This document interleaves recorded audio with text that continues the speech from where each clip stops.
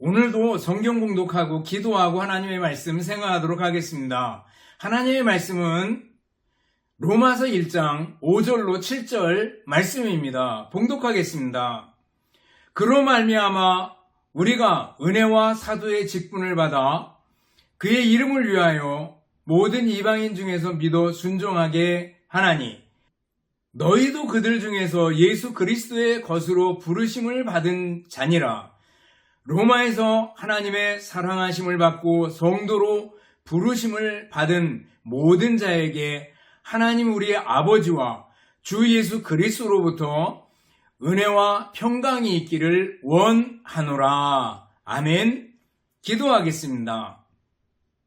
사랑과 은혜가 풍성하신 하나님 아버지 감사합니다. 이 시간도 하나님의 말씀을 생각하려고 합니다. 말씀들을 마음으로 받고 믿음으로 승리하며 살게 하옵소서. 예수님 이름으로 기도드리옵나이다.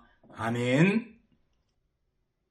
여러분 다시 만나서 반갑습니다. 주님의 이름으로 여러분들을 진심으로 사랑합니다.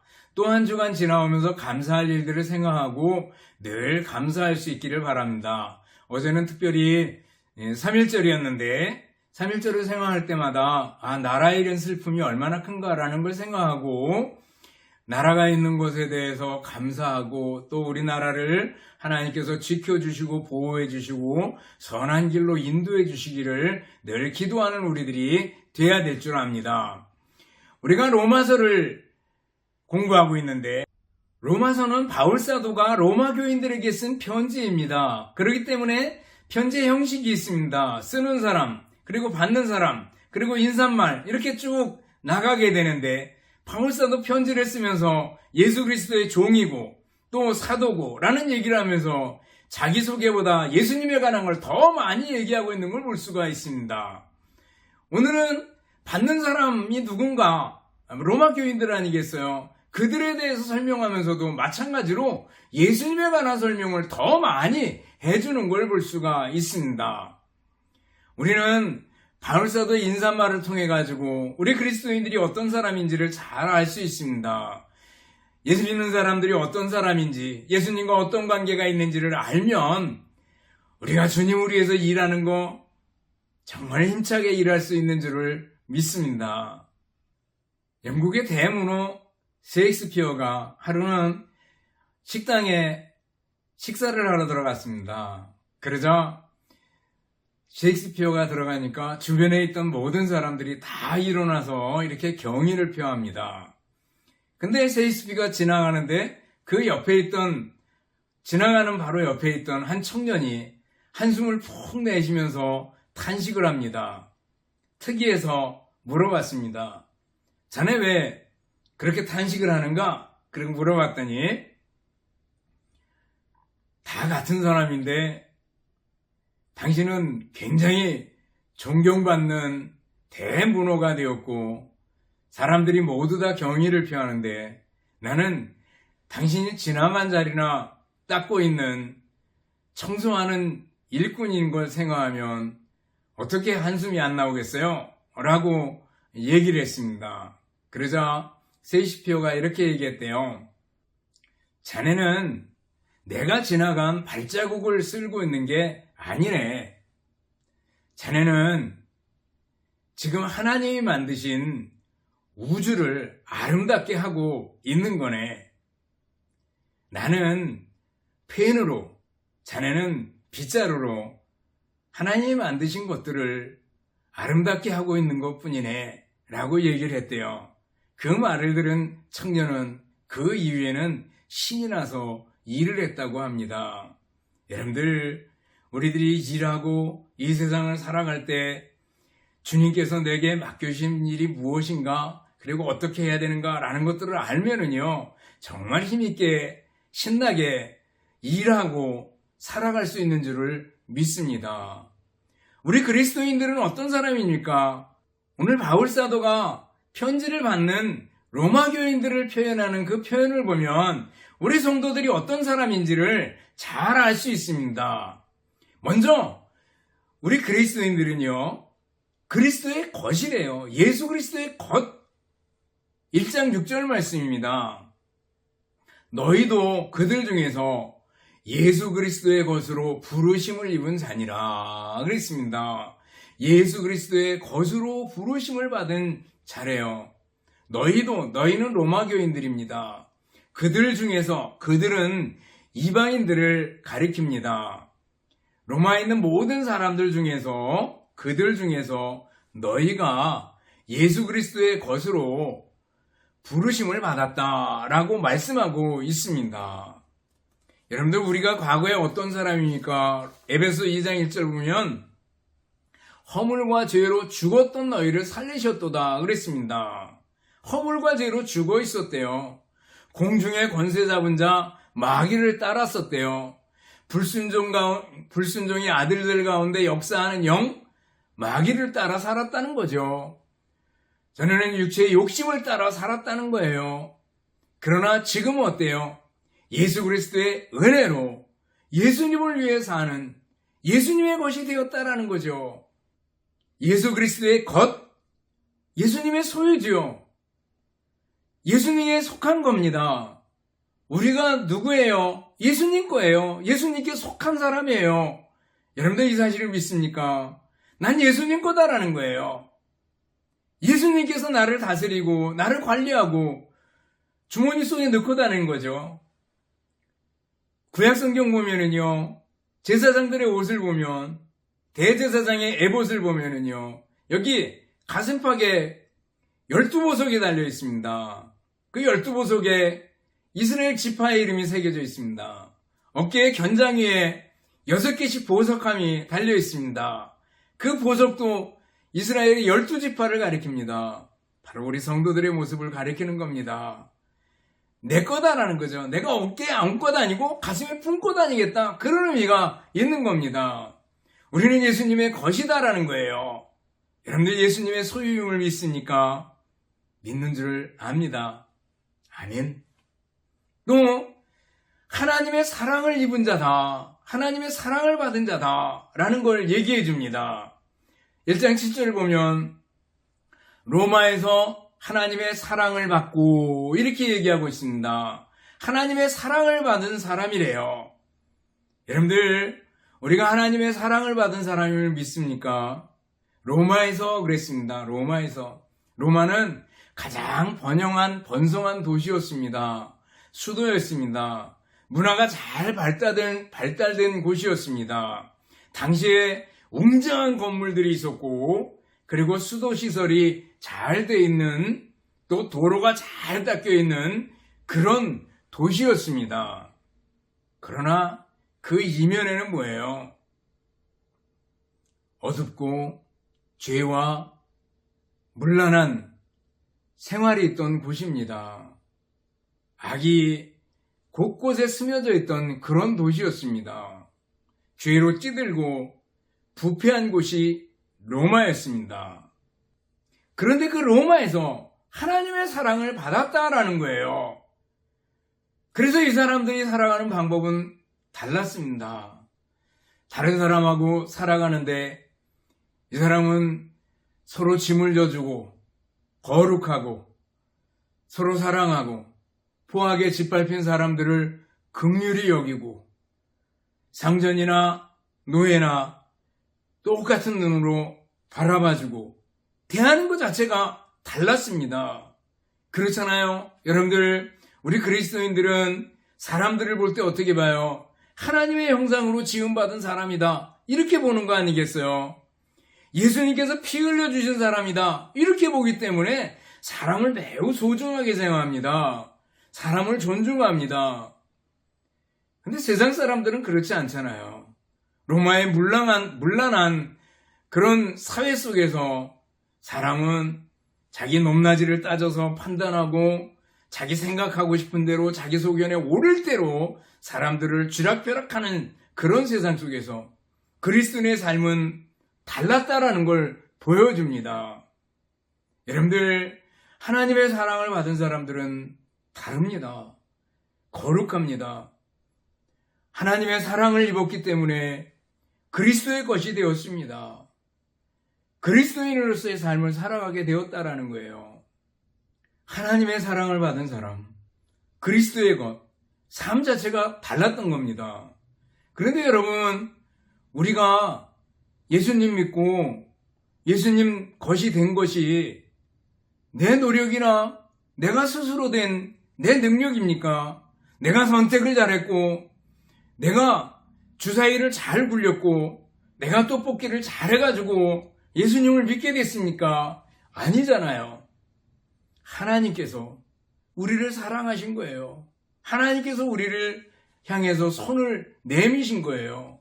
우리는 죄인이고 전적으로 무능한 인간인데 하나님께서 사랑을 베푸셔서 우리를 받아주시고 우리를 구원해 주시고 우리를 위해서 예수 그리스도를 보내주셔서 예수님 믿을 수 있는 길을 열어주셨다라는 거예요. 이게 하나님의 사랑이요 하나님의 은혜가 아니겠습니까? 이스라엘 백성들을 택하시고 애굽 땅에서 인도해 내신 것, 그것은 전적인 하나님의 은혜고 하나님의 사랑입니다. 그래서 신명기 7절 8절 보면 여호와께서 너희를 기뻐하시고 너희를 택하심은 너희가 다른 민족보다 수요가 많기 때문이 아니라 오히려 모든 민족 중에 가장 적으니라. 여호와께서 다만 너희를 사랑하심으로 말미암아 또는 너희 조상들에게 하신 맹세를 지키려 하심으로 말미암아 자기의 권능의 손으로 너희를 인도하여 내시되 너희를 그 종되었던 집 애굽 왕 바로의 손에서 속량하셨느니라. 이렇게 말씀하고 있습니다. 이스라엘에게 능력이 있었던 게 아니래요. 하나님의 사랑으로 저들을 애굽 땅에서 건져냈고 또 택정하셨고 했다는 것을 얘기해 줍니다. 바로 하나님의 사랑, 그 사랑이 내게 미쳐서 예수님을 믿을 수 있게 됐고 구원을 맛볼 수 있게 되었다라는 거예요. 우리가 아직 죄인 되었을 때 그리스도께서 우리를 위하여 죽으심으로 하나님께서 우리에게 대한 자기의 사랑을 확증하셨느니라 그랬잖아요. 하나님의 사랑이 여기 있으니 하나님이 먼저 우리를 사랑하셨다고 말씀하셨잖아요. 여러분들, 우리는 하나님의 사랑을 받은 사람입니다. 또 우리는 어떤 사람이에요? 오늘 여기 7절 말씀 보면요, 성도로 부르심을 입은 모든 자에게 이렇게 얘기하고 있습니다. 로마 교인들을 가리키면서 성도로 부르심을 입은 모든 자에게, 바로 우리들의 모습 아니겠어요? 성도로 부르심을 입은 우리들. 성도라는 말은요, 천주교에서 말하는 성자를 가리키지 않습니다. 즉 일정한 수준의 거룩한 경지에 올라 특별한 존경의 대상이 되는 사람이나 혹은 사람들의 기도의 대상이 되는 사람, 성자겠죠. 천주교에서 말하는 성자, 개신교에서는 없습니다.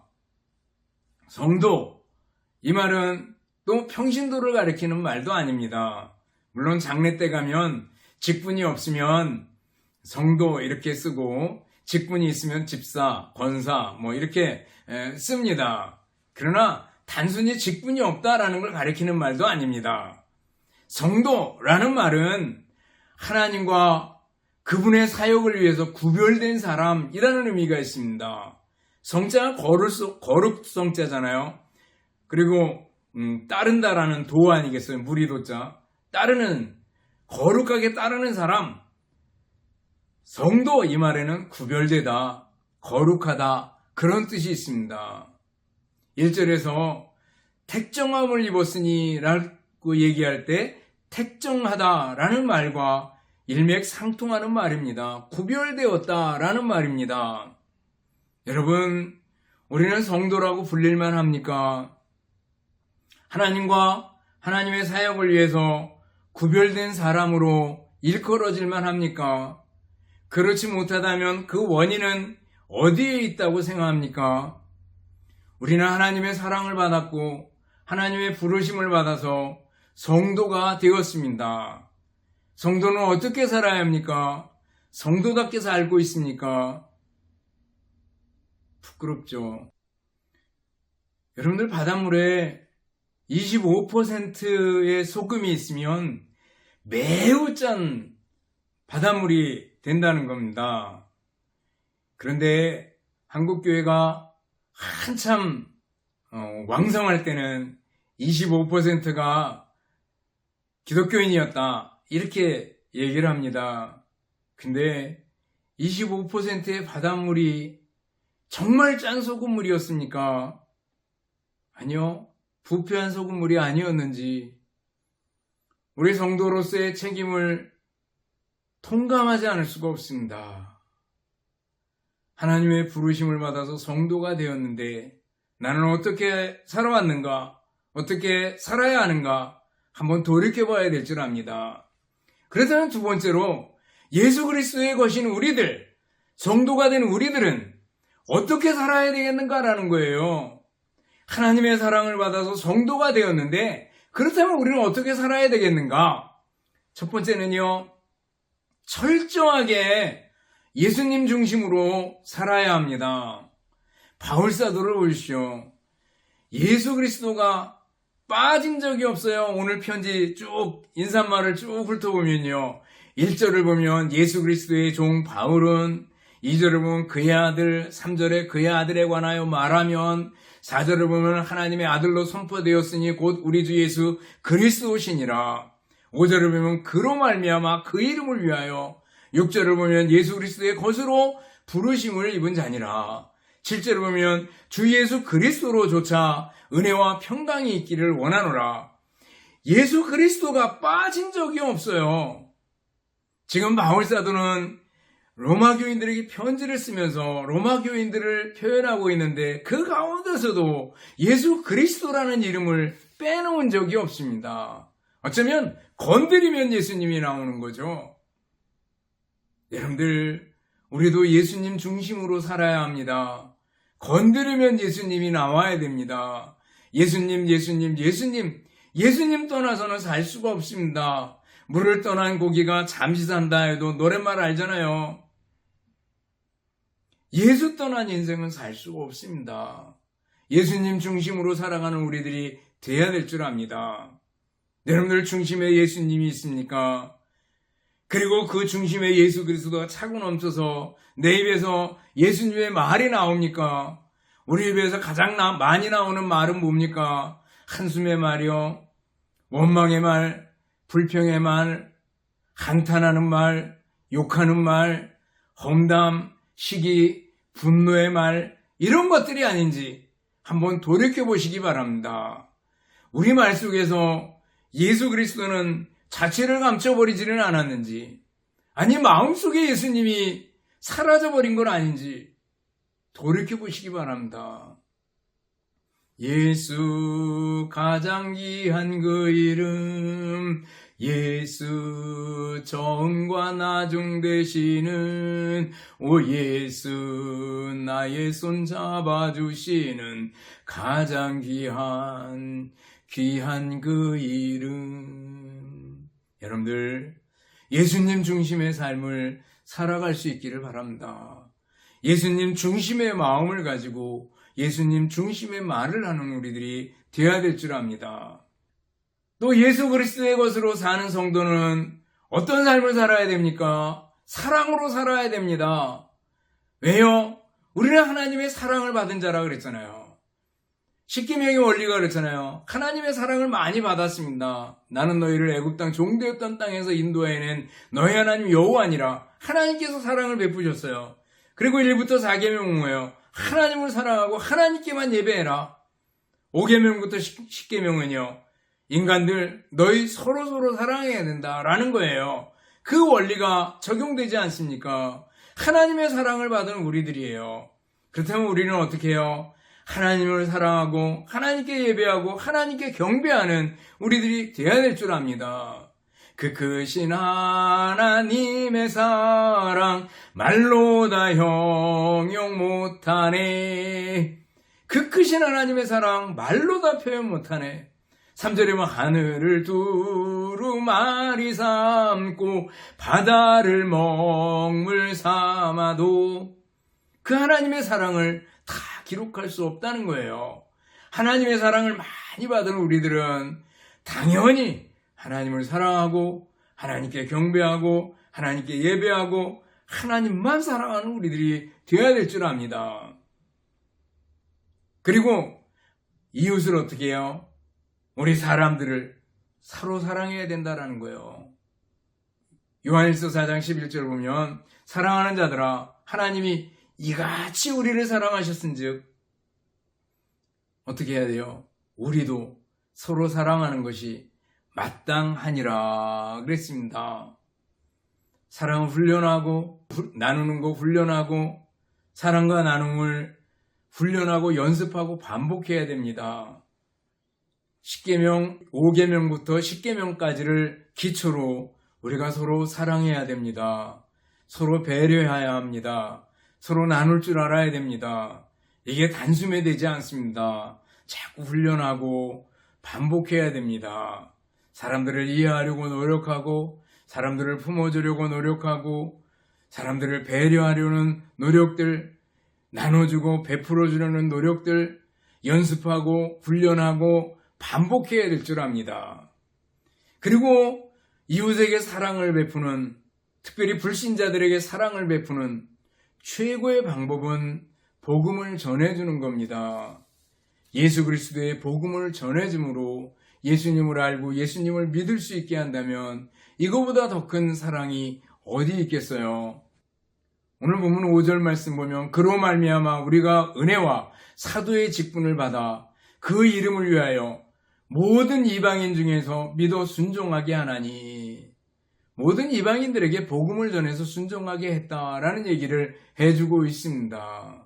여러분들, 죄에 빠진 사람은 정말 비참한 겁니다. 로이드 존스 목사님은 이렇게 말했습니다. 죄란 그릇된 일과 차후에 비참한 느낌을 주는 일을 하는 그런 정도의 것이 아니다. 죄란 고작 내 인생을 망쳐놓고 초라함과 불행을 느끼게 하는 그런 정도의 것이 아니다. 죄란 넘어지고 나서 다시 일어서야겠다는 생각을 품게 하는 정도의 것이 아니다. 그런 것이기도 하지만 훨씬 더 뛰어넘는 것이다. 죄는 주 하나님께 대한 반역이다. 죄는 하나님의 음성 듣기를 거절하는 것이다. 하나님께 등을 돌리게 하고 자기 생각대로 하게 만드는 것이다. 라고 죄의 심각성을 단호하게 얘기해 주는 걸 볼 수가 있습니다. 하나님께 대한 반역이래요. 그런데 우리가 복음을 전할 때 하나님의 반역의 길에서 돌아서서 하나님께로 향하게 되는 거죠. 단순히 예수 믿으면 복 받습니다. 예수 믿으면 병 낫습니다. 예수 믿으면 기쁨이 있습니다. 정도가 아니라 하나님의 엄청난 반역의 길에서 돌아서는 역사가 있다는 걸 생각하고요. 복음을 전해야 될 줄 압니다.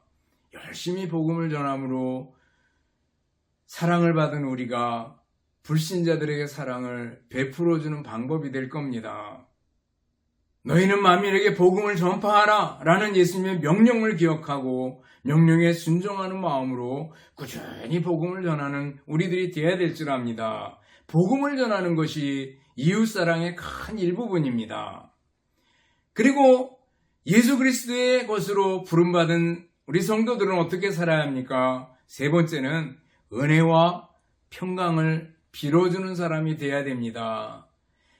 인사말 끝에 은혜와 평강을 빌어주는 바울사도의 모습을 보게 됩니다. 하나님 우리 아버지와 주 예수 그리스도로조차 은혜와 평강이 있기를 원하노라 그랬습니다. 단순히 편지 쓸 때 붙여넣는 그냥 관용구 하나가 아니잖아요. 은혜와 평강을 빌어주는 진심이 바울사도에게는 있었습니다. 은혜와 평강의 근원이 누구셔요? 아버지 하나님, 그리고 그 아들 주 예수 그리스도가 바로 은혜와 평강의 기원이고 근본입니다. 여러분들, 은혜와 평강이 우리 주변 사람들에게 넘쳐나기를 기도해주고 복을 빌어주는 사람이 될 수 있기를 바랍니다. 축복의 사람이 될 수 있기를 바랍니다. 어느 집을 방문하거나 어떤 사람을 만나거나 할 때마다 대하는 사람들에게 하나님의 은혜가, 하나님의 평강이, 하나님의 복이 임하기를 기도하는 우리들이 되어야 될 줄 압니다. 여러분들, 다른 사람에게 은혜를 베풀어 주는 사람, 평강을 베풀어주는 사람, 평강을 비는 사람 될 수 있기를 바랍니다.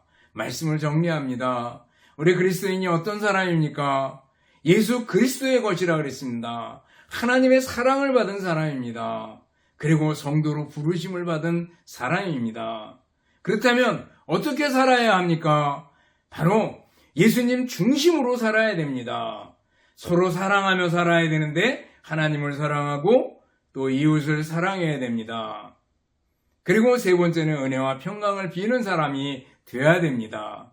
이게 바로 예수 그리스도의 것으로 살아가는 삶입니다. 여러분들 예수 그리스도의 것으로 예수님의 소유로 살아가서 하나님께 큰 영광 돌리는 여러분의 생애가 될 수 있기를 주님의 이름으로 축원합니다. 기도하겠습니다. 하나님 아버지 감사합니다. 예수 그리스도의 것으로 살기를 원합니다. 예수님의 사람으로 살기를 원합니다. 저희를 붙들어 주시고 주님의 소유로 삼아 주었사오니 그리스도인답게 살아갈 수 있는 능력도 허락하여 주옵소서. 감사드리오며 예수님 이름으로 기도드리옵나이다. 아멘. 축도하겠습니다.